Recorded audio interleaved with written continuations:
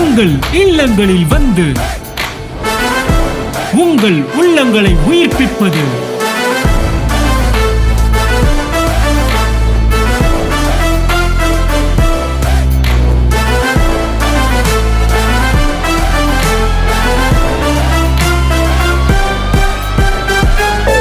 உங்கள் channel DJ.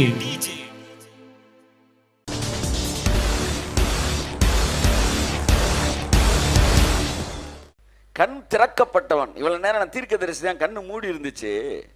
வறுமைதான் ஆசீர்வாதம்னு பேசினேன், தரித்திரம் தான் நல்லதுன்னு பேசினேன், வறுமையில் இருக்கவங்களாம் பெரிய பிஹெச்டின்னு நினைச்சேன். இப்ப கண்ணு திறந்துருச்சு.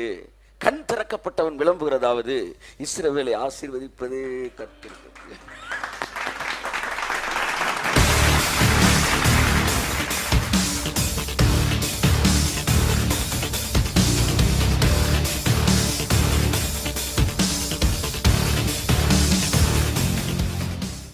தேவனுடைய பிரசன்னத்திலிருந்து உங்களை நான் இயேசு கிறிஸ்துவ நாமத்தில் ஆசீர்வதித்து உங்களை வரவேற்கிறேன்.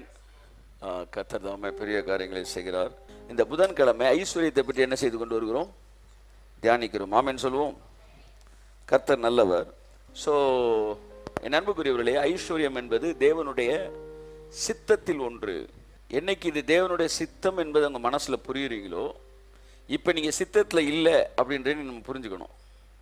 சித்தத்துக்கு வெளியில் இருக்கிறாள் மெதுவா சித்தத்துக்குள்ள வரும் அப்படின்னு நினைப்பீங்களா? உடனே சித்தத்துக்குள்ள வரும்னு நினைப்பீங்க இல்லையா? அப்படித்தான் ஐஸ்வர்யம் என்பது தேவனுடைய சித்தம். இஸ்ரவேலை, அதுக்கு முன்னாடி ஒரு வசனம் இருக்கு புதிய ஏற்பாட்டில், நன்மையும் பிரியமுமான சித்தம் இன்னதென்பதை அறிந்து கொள்ளுங்கள், அறிந்து உங்கள் மனம் புதிதாகிறதுனாலே மறுரூபமாகுங்கள். எப்பதான் மனசு புதுசாகுமா? உண்மையிலே தேவனுடைய பிரியமான சித்தம் என்ன அப்படின்னு கண்டுபிடிச்சா நம்முடைய மனது புதிதாகுமா? ஆமென். அப்ப பிரியமான சித்தம் என்ன? பிலேயாம் சொல்றான். என்ன சொல்றாரு?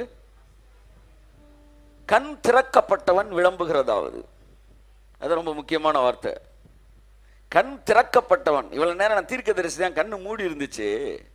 வறுமைதான் ஆசீர்வாதம்னு பேசினேன், தரித்திரம் தான் நல்லதுன்னு பேசினேன், வறுமையில் இருக்கவங்களாம் பெரிய பிஹெச்டின்னு நினைச்சேன். இப்ப கண்ணு திறந்துருச்சு. கண் திறக்கப்பட்டவன் விளம்புகிறதாவது இஸ்ரவேலை ஆசீர்வதிப்பது கர்த்தர். இது வந்து என்ன தெரியுது? ஐஸ்வர்யத்தை பேசுறவங்க எல்லாரும் கண்ணு திறந்தவங்க.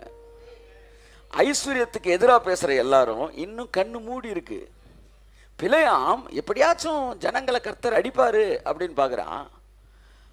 3 தடவை 4 தடவை சுத்தி சுத்தி பார்த்துட்டு கடைசியா சொல்றான், இஸ்ரவேலை ஆசீர்வதிப்பதே கர்த்தருக்கு பிரியம் என்று அவன் அறிந்த பின்பு திரும்ப அவன் போய் என்ன செய்யல?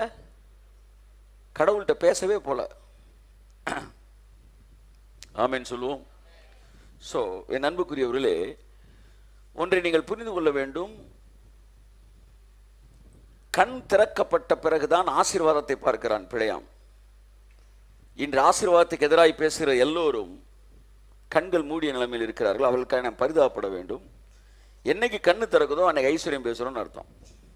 என் வாழ்க்கையில் ரட்சிக்கப்பட்ட பிறகு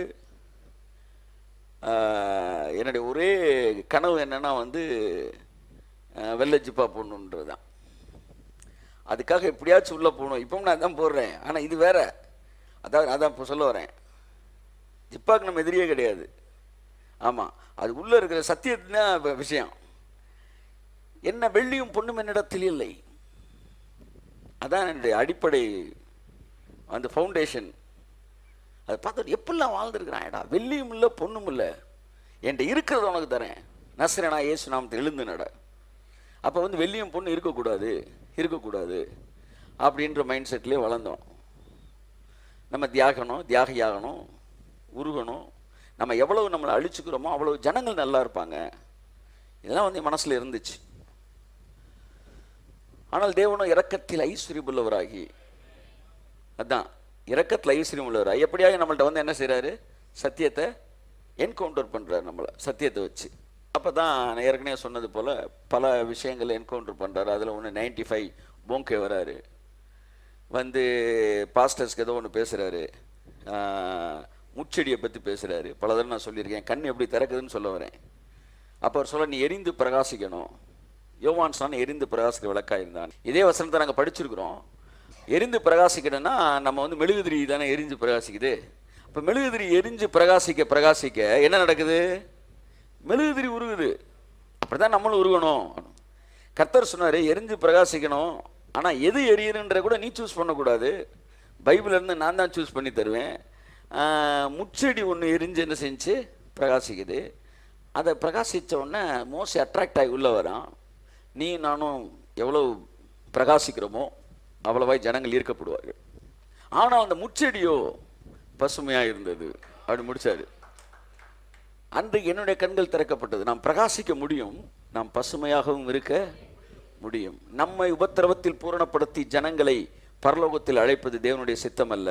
நம்முடைய ரட்சிப்பின் அதிபதியை உபத்திரவப்படுத்தி அந்த உபத்திரவத்தினாலே நம்ம எல்லாரையும் அல்லேலூயா சொல்லுங்க பரலோகத்திற்கு கொண்டு வந்து சேர்ப்பது தேவனுடைய சித்தமாக இருக்கிறது. ஆகவே என்னுடைய உபத்திரவம் மற்றவங்க உபத்திரவமோ ஒரு கதைக்கு என்ன செய்யாது, ஆகாது. அதனால 10 காசுக்கு பிரயோஜனம் கிடையாது. ஆமென். ஆகவே ஊழியர்கள் தங்களுடைய கிரயத்தை கிறிஸ்துவின் கிரயத்துக்கு மேலாக பேச வேண்டியதில்லை.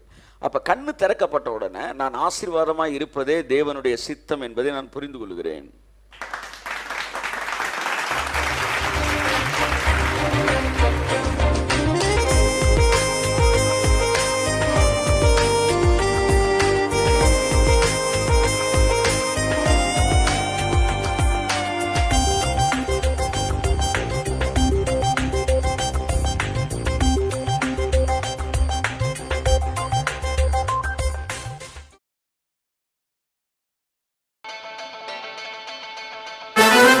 உங்கள் இல்லங்களில் வந்து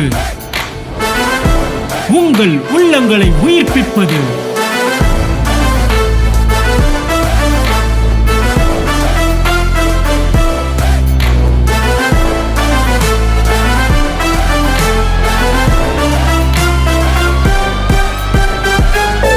உங்கள் சேனல் டிஜே.